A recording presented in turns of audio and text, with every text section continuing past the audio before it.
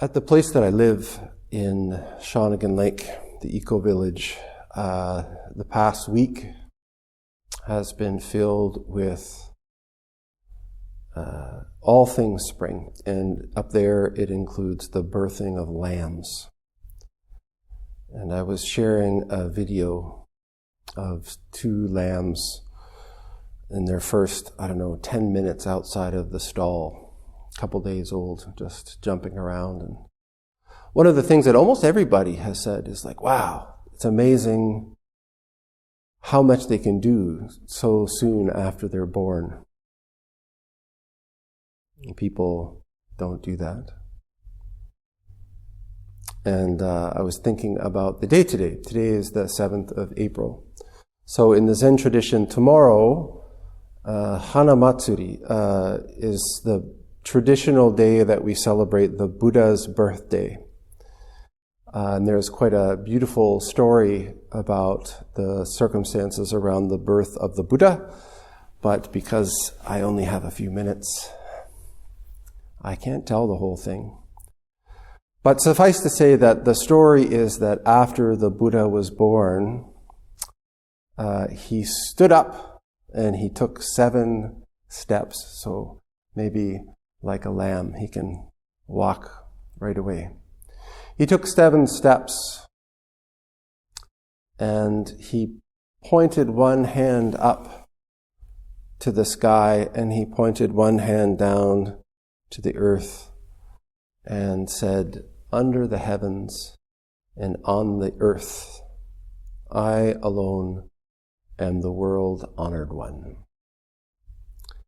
And my teacher used to say, and this is, of course, a translation, the original being, "Wah!"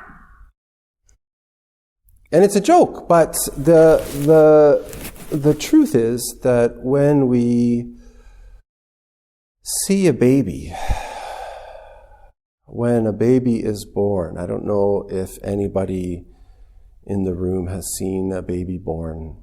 I've seen 2, my own children. And that first cry that they make, I always thought it was a joke what my teacher said, but when I heard the first cry that the children made, I realized it wasn't a joke. That vocalization is a true declaration that there's something incredible, something unique, something unprecedented happening in that moment that a life arrives. And maybe it's that we know it when we're born, and so we make this announcement. Maybe that's the cosmic language. Maybe that is an accurate translation of what it is that we're saying. Under the heavens and on the earth, I alone am the world-honored one. Buddhism is spoken of as the tradition or the practice of awakening, waking up and realizing, manifesting Buddha nature. And this teaching points to the nature that is inherent within all things, that we are not separate from any other thing in the cosmos, that we construct all of these boundaries, all of these limitations, all of these stories within our minds, walls of the mind. And they're provisional. They allow us to walk through our lives. They allow us to function in family units and in societies and in companies and in schools. They allow us to move safely through the world. But fundamentally, these boundaries, these insides and outsides, from the perspective of Zen, are illusory. We make them up. And then in the process of living,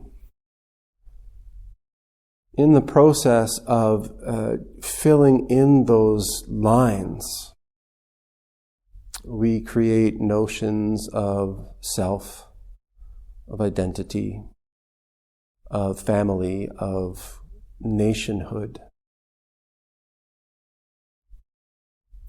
of gender, of sexuality, of you can fill in the blanks for whatever the particular lines you want to create. And then the longer we sort of reiterate these stories, the more they become real in our minds.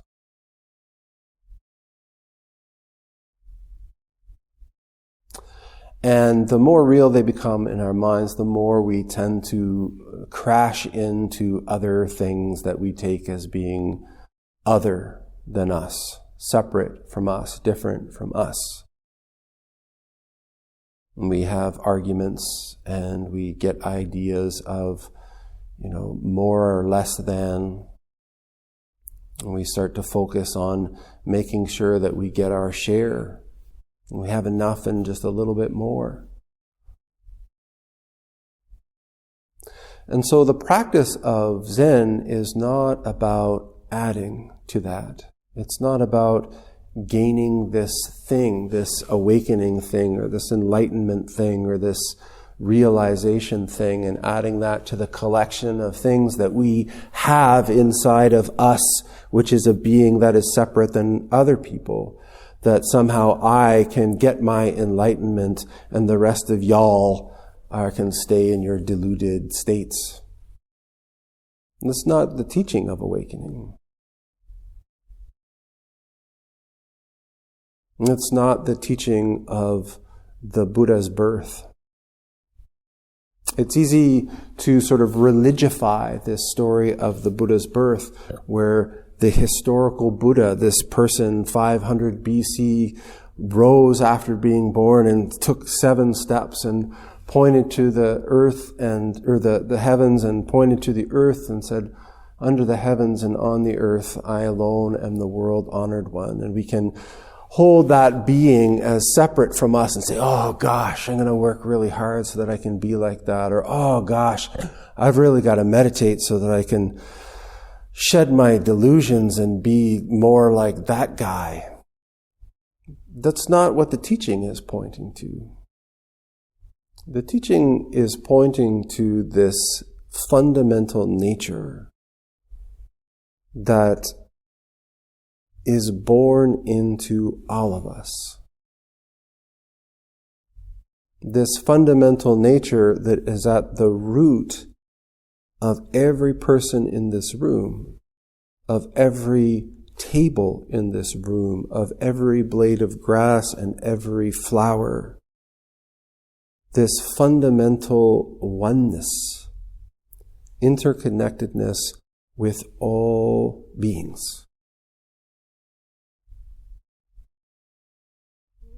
And maybe the spaciousness, the immensity of that realization is the source of that "wah!"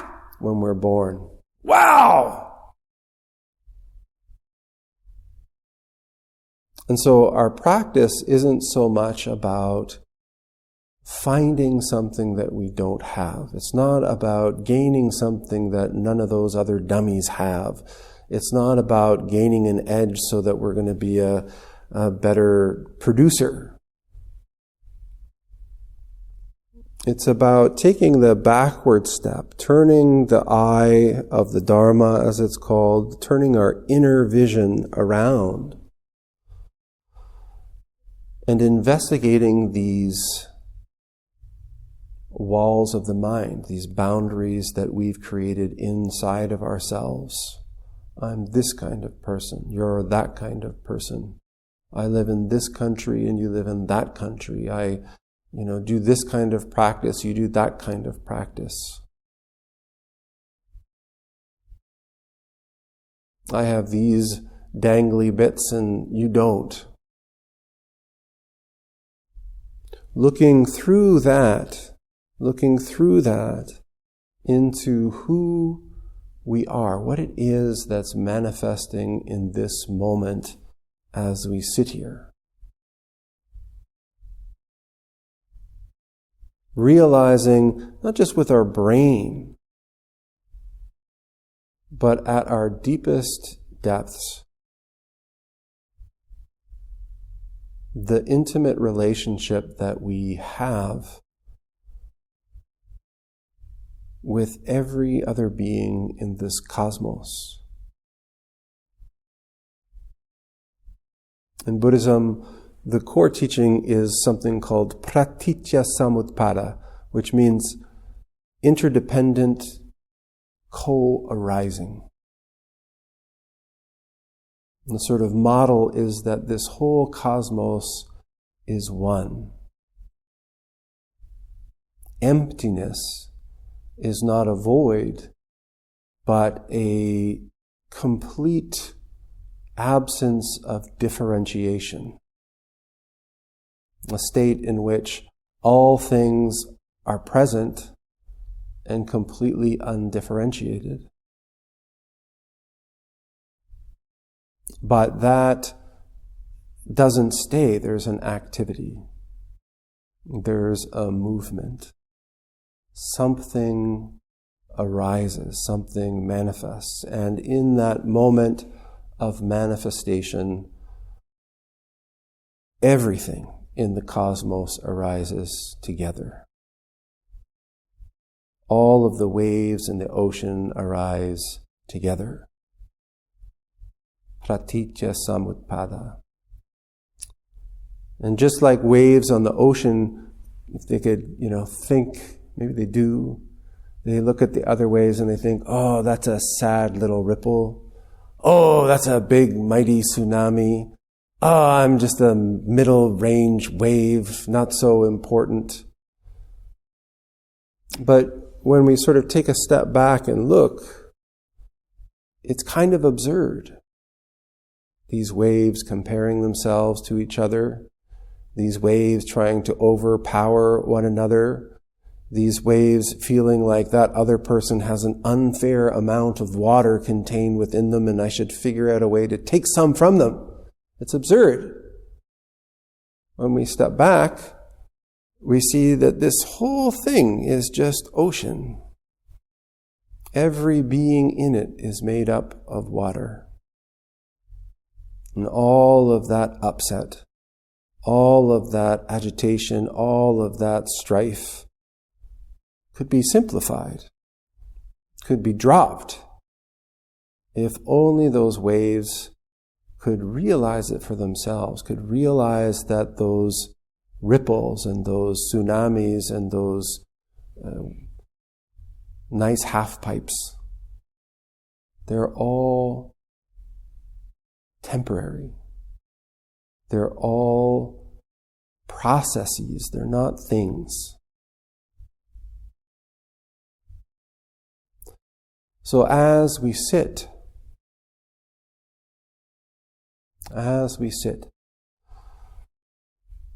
sometimes I think people think about the relationships that they're in. They think about the job circumstances that they're in. They think about the political climate that they're in and how we can go about living there in a more harmonious way. So we start to strategize and try to figure it out.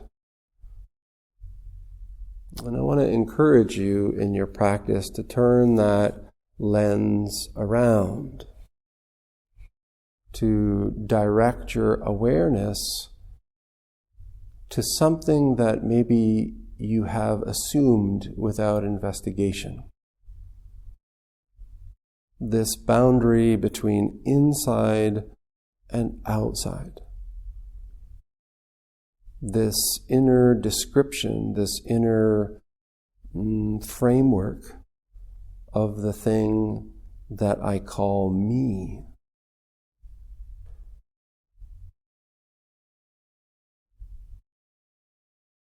under the heavens and on the earth, I alone am the world honored one. And this can be like a koan.